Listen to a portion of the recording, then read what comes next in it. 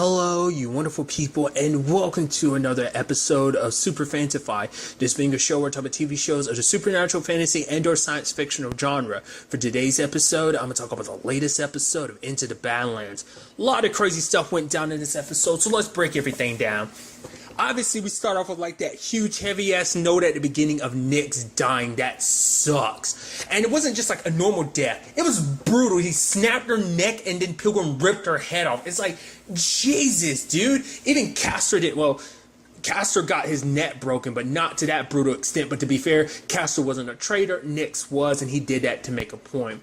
And even Sonny later on is saddened by it because it's like Nick saved his life and he wasn't there to save hers, you know, in the long run. And it's just a shame. Like it's that point, like, people are dropping left and right. So it's actually kind of interesting because there's a lot to kind of discuss. For one, you know, you have Kanan going to Pilgrim. Now, I thought that was really fascinating because Kanan is trying to stop him her way because it's like, we were like brother and sister, so I'm here. I wasn't there to protect you before when Azra fell, but I'm going to protect you now. Do not go down this path. Our people weren't good people. Azra was literally on some genocide shit, which is so crazy to think about. When you think about it in a really twisted, messed up way, I guess they're almost borderline comparing the Dark Ones to Nazis, because it's like, oh, if you weren't one of them, you're as good as dead. It's like that's Azra's legacy. But you have Pilgrim, who's so engrossed by the power that he has, feeling like a god. Also, he believed in these teachings for so long. At least Kanan had the benefit of, she grew up the Black Lotus, so they showed her kind of like the dark side of it. I mean, to be fair, they were kids at the time, so they've been so integrated into this. And obviously, Pilgrim has only had this to hold on to all these years. Obviously, Kanan's situation wasn't great, but like I said, the Black Lotus kind of reprogrammed her. Sonny grew up in the Badlands, so that's all he ever knew. But so that's why Pilgrim's situation is the way it is, because he doesn't see any other way. It's like, no, this is the right way. How dare I turn my back on Azra, all that it believed in, and not complete its mission? It's actually interesting because Kanan was like even telling Cressida like how like, you have such a blind spot when it comes to Pilgrim. You have the power to see so much, yet you're not able to see him for who he really is. And she does it later on, and she has a vision. The world is burned, and there are dead bodies around, and she turns, and he says, look at my kingdom. Isn't it beautiful, essentially? And it proceeds to snap her neck, showing that basically Pilgrim becomes an uncontrollable killing machine, that there's not going to be left anything of this world. There's nothing beautiful that's going to be born from him. Only destruction and death awaits this, you know, new Azra you see. And you see her kind of panicked about it, like, because obviously everything that's going down, of like realizing more and more how much just of a monster he is, which is so interesting compared to like MK, because MK, just as time goes on more and more, is just looking at him as more of a truth teller, because it's like everyone's lied to him. Sonny, Minerva, even his own mother. So for him, it's like, Pilgrim's the only one not afraid to tell me the truth, you know? I think maybe you can make the argument it's MK being so young and misguided and just everything that he's been through at such a young age, that I guess you can make the comparison of him and Pilgrim in that same sense of just like everything that they've been through has led them to this moment in their lives, and that's why they found their way to each other, that is almost kind of destined. Because obviously what's an interesting thing is that MK's suffering from his wounds, and he's keeping his dark power activated because it's the only way to keep him from feeling the pain. But later on he kind of shuts it down because it's like, no, like, kingdoms aren't built off of dreams. They're built off of sacrifice and suffering. And if he's going to suffer, it's just more further proof that, you know, a necessary sacrifice is his pain, if it means, you know, making this kingdom grow. The fact of the matter is, he's even telling that other Dark One dude about like, hey, there's not going to be a happy ending for everyone. Not everyone's going to survive this, which even I'm like, yeah, kind of leaning more towards the thought that maybe MK won't survive this either. You know, because it puts everything in perspective. Just like I said, this whole situation has led to nothing but death surrounding them. Even Cressida is like having reconsiderations and considering all that she's done, which, to be fair, you've gone too far. There's no going back now, especially when Moon wants you dead. Nathaniel's not going to stop until you're dead, so there ain't no coming back from that, in the end. Like, you've already pushed things down this path. You helped facilitate this whole situation. Same thing for MK. I don't think there's any turning back. I don't see it anyway, but maybe there will be in the future. We'll have to wait and see, but it's a real episode of just kind of like the heaviness of the situation hitting everyone, of like, because you even have Minerva almost like, she's always kept fighting no matter what the odds were, because she always believed in what she was fighting for, but now that belief is kind of crumbling, is kind of what Cressida had said to her before, because now she knows 100% like, oh, the witch was telling the truth, I'm pregnant. And so for her, now she's stuck in that position. Well, do I choose the path of the warrior or a mother? She tells Gaius, and Gaius is so excited, oh my god, like, I'll do whatever, I'll protect you and the baby, but she's like, I don't need to be protected. It's like, she saw what Pilgrim can do, and it's like, we're no match for him and his dark ones. She's almost given up hope completely. At the end of the day, for her, it's like, this isn't our choice, this is my choice. Because for her, it's like, I need to make a decision about this baby. Is it even right to bring a baby into this world? But guys, it's like, that's why we need to fight even harder, so we can make this world somewhere where our child will have a home, Because obviously there's a whole thing about Sonny, because Sonny's fighting to make sure that his son has a world that's safe, so there's that side of things. Because he's thankful for the Minerva being like, yeah, we've done a lot of terrible things, but the fact of the matter is we need to put that kind of behind us so we can work together, because I'm thankful, because the fact is you took care of my son and this whole situation. And then you have like Moon presenting the other side of things and being like, no, don't have that baby, because yes, it's going to hurt, but it's going to hurt so much more when you eventually lose that baby to this world. And would you really want to bring a baby in this world with everything being as it is?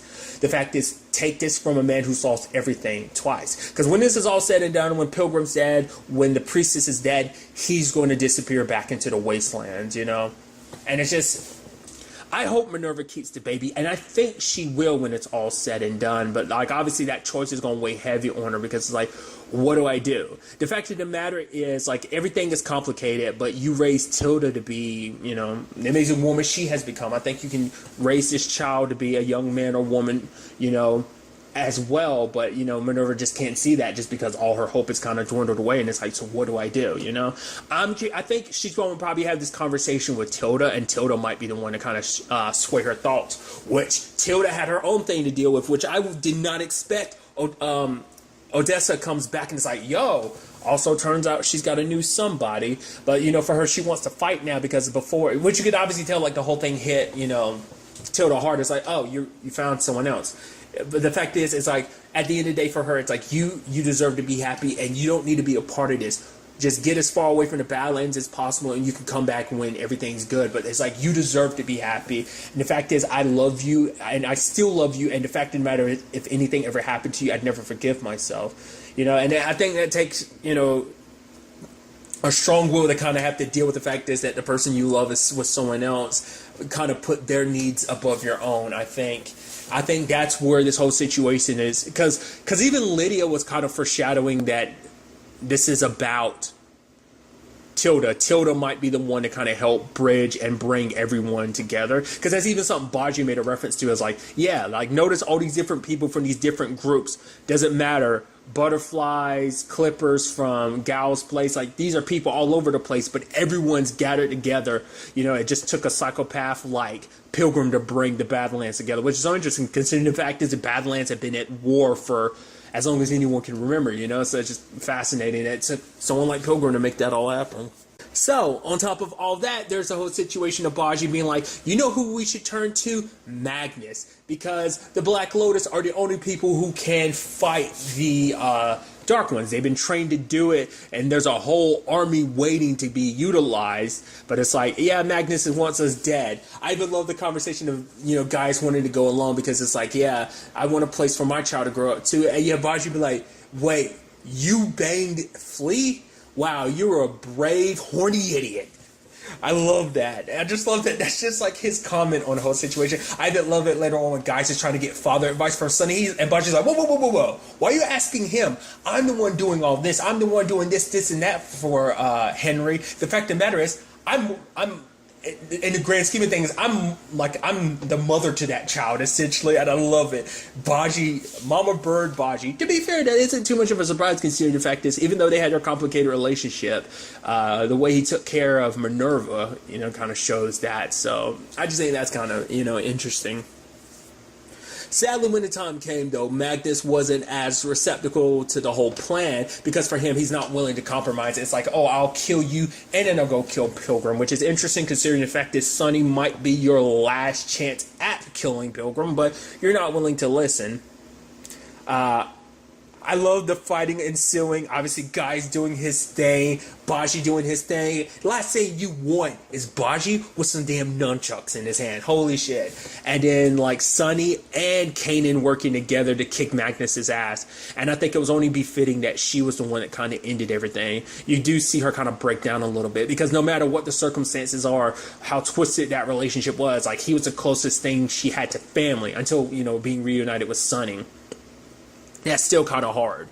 It's not like he was a good person in any shape or form, especially all the stuff that he did to Kanan, kind of making her his, and she was like a little girl. So it's not like he's a great person anyway, what he did to her, breaking her like that, And once again, her being a little girl, just adds levels upon levels of just how fucked up and disgusting that is. So at the end of the day, it's not like, hey, it's like, oh, I feel bad about it. It's like, no, Magnus needed to die, especially because he burned the whole city down. But at the same time, it's like, but then you have to go back to the whole Hitler comparison. It's like, he did kind of burn down the city of the Nazis. Does that mean everyone agreed with it? No.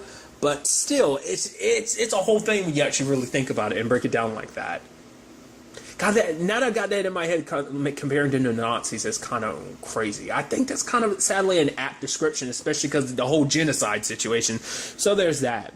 It's also interesting, too, that they had the whole conversation about, because obviously Gaius is his dad was kind of obsessed with kind of the old world and stuff, so he'd go out with his dad, and when his dad would collect stuff, and it's like, how did such an advanced civilization fall? It's like, Baji kind of took it as kind of well, they were complacent, they kind of got egotistical, they got so full of themselves, it got so soft that basically it just took one pilgrim popping up, as in Pilgrim himself, someone like Pilgrim showing up, and voila, here we are in the Badlands. It's kind of interesting because I love that is as far as we get with our whole discussion. Because we, probably if the show was a little bit longer, we probably could have found out why exactly Dark Ones were created. I think we can just probably assume it's a military thing of the struggle for world power and stuff like that. Dark Ones ended up being created by scientists, and lo and behold, it ended up backfiring and making a much bigger mess, and that mess ended up destroying the world. Makes you wonder to know exactly how did the original Dark Ones do it, and how did they survive long enough for, obviously Azra? Maybe Azra became the safe haven for them, rather than just these complacent soldiers. They became, cognitive, and they weren't just mindless killing machines. They had minds of their own, and they're like, oh, we're better than everyone else. And they kind of got that mentality and kind of, once again, got on some Nazi shit. So that's how I kind of chalk that up. I think that's probably as good of an explanation, potentially, as to why everything kind of ended up the way it did, and that's probably all there ever will be for it, obviously. Kanan did lose her ability. I doubt that's going to affect the fact is her potentially unlocking Sonny's ability. I doubt that will affect anything, because it's the same thing with Baji and stuff. It's the stuff you learn from the Abbess. It's probably stuff that she learned that was so ingrained to her as a kid. She knows how to get inside of his memory. Well, the fact of the matter is she still does need her gift to do it, doesn't she? Because that's how she was able to get into her brother's mind before, wasn't it? Or I don't remember now. I think she actually did need her gift to do it, so they might actually have to find another way, or maybe Sonny will be able to draw it out himself, or Kanan gets her gift back. I don't know. It's definitely going to be interesting to see how things kind of play in that regard, because she's convincing the Black Lotus to work with them, because it's we have a common enemy in this situation. If we don't stop Pilgrim, especially now that the machine is more back online, because it was kind of treated like a temple, it's the Meridian Chamber. It's not really just a chamber, it's a lab. It's the lab where Dark Ones were created, like I said, Kanan was kind of getting to the hubris of man from the old world, and their grab for power and everything, leading to the situation that we're currently in. So here in the Badlands. So This is it, ladies and gentlemen. Obviously, next week is the series finale. Once again, the whole thing go. Bummed to see it go, but I'm so interested to see how this whole thing ends, because it's going to be an all-out brawl next week's episode as we bring Into the Badlands to an end. Once again, like MK said, not everyone's going to survive this. We just lost Lydia last episode. We lost Nyx this episode. Like, I think some people are not going to make it out of this. I think Tilda might. I don't think Sunny will. I don't think Sunny or Kanan will. I think Henry will. And it'll probably be a situation of Baji working with everyone, that being like Minerva, Gaius, and Tilda will probably raise and look after Henry for Sunny. Potentially. I don't know. Maybe it'll just be a situation of Kanan, but I definitely don't think Pilgrim's going to make it out of this. The priestess, she sure as hell ain't, because I guarantee you, no matter what she does, even if she tries to help in the end, Moon's going to kill her. That's probably going to be like one of the last things we see of him. He'll kill her, probably disappear into the night or something like that. So it's going to be a full-blown war, especially because, you know, he's also, Pilgrim is making more Dark Ones. Obviously, MK's meant to kind of train them to kind of control the gift like him. And then obviously the priestess is looking at it being like, oh yeah, Cressida is looking, Cressida. I've been saying it weird the entire recording.